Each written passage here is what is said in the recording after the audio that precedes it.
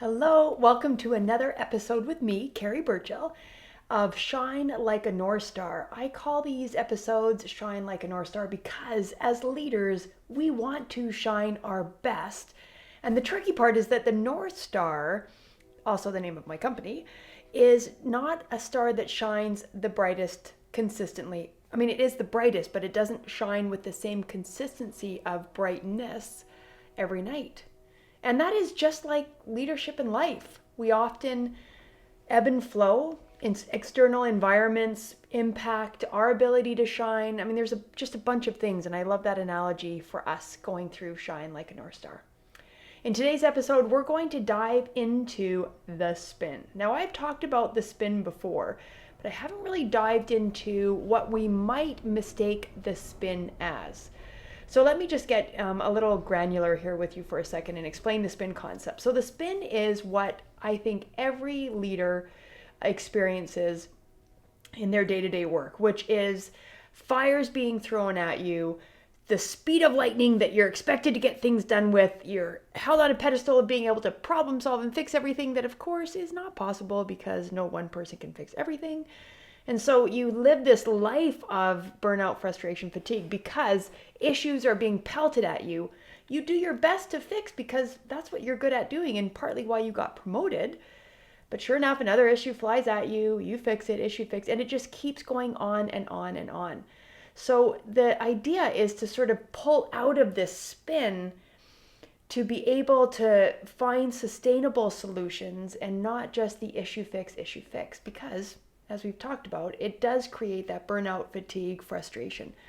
So we want to understand what the spin can look like. So ironically, we might see incompetence and blame someone as being incompetent when really they're just caught in the spin of their day-to-day leadership. So someone might look incompetent because they're doing their best to help out and they go out of their lane a little bit, which others might see as inappropriate or maybe incompetent, when it's not that at all. It's the person spinning, being pelted by a bunch of things, the day-to-day fires, and someone doing their best to manage the spin. So as we, for many companies that I work with, are entering performance evaluation season, think about how your teams, your teammates, show up in terms of their competence. How are they shining like a North Star, given the job they have to do? Are there times when you see them looking incompetent? Well, let's just pull back a little bit and say, is it in fact incompetence? What about the spin might influence how they show up, what their success looks like, what their ROIs are on their work? And give them a bit of grace, slowing down to be empathetic. Put yourself in their shoes and think, what could their spin look like? I certainly feel my spin. Whew, crazy. What could that person's spin look like? And that's really that active listening, slowing down to ask questions, putting your assumptions aside to be a little more inquisitive to understand other people's spin. Another thing that the spin can look like is emotional drama. Oh my goodness, right? Feels like the further we get away from the beginning of the pandemic, the more emotional drama seems to surface. So that could be lack of trust, blaming, people being passive aggressive, people being snarky with each other. Whew.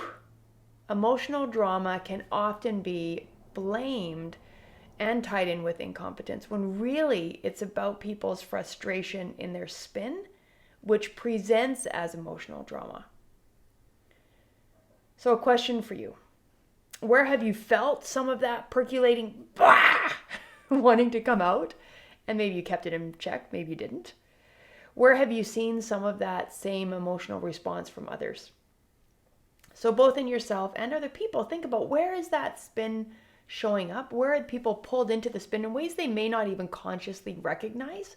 You see it because you see this incompetence, the emotional drama, terrible behaviors. Is it really all of those things that we might blame on the surface? Or are there some deeper things going on there in their spin that we could help them identify if we slowed down and showed up really well beside that person? I love that expression, getting on the same side of the table with people. Because when we see incompetence and we see emotional drama, we just want to stop that noise, right? Fix it. Well, the issue fix is just going to cause us frustration and burnout. Here's another one that you might experience in people spin, that power dominance.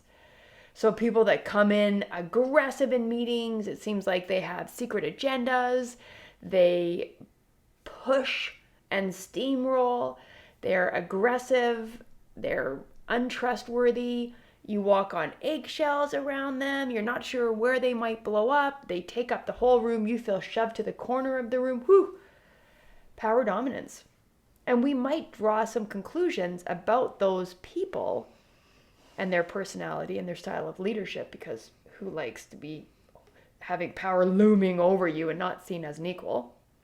So we might pigeonhole them as being power hungry and all sorts of other negative labels, when really it's their spin. And them puffing up to manage the spin is really their way of controlling what they can control in the spin. It comes across as power dominance. That's not the intention. I say all the time, if you look at my hands here, healthy relationships have equal power. Whether I'm the president, whether I'm a basic entry-level employee earning minimum wage, that's the word I was coming up with, we're equal power. Our roles might be different, our legitimate authority for making decisions and everything in the organization, sure, that can be different. But we have equal power as human beings. When one person tries to have more power, like somebody that looks like their power dominance, that becomes a problem, right? And so how do we balance that? And right next to the power dominance may also be this behavior of bullying.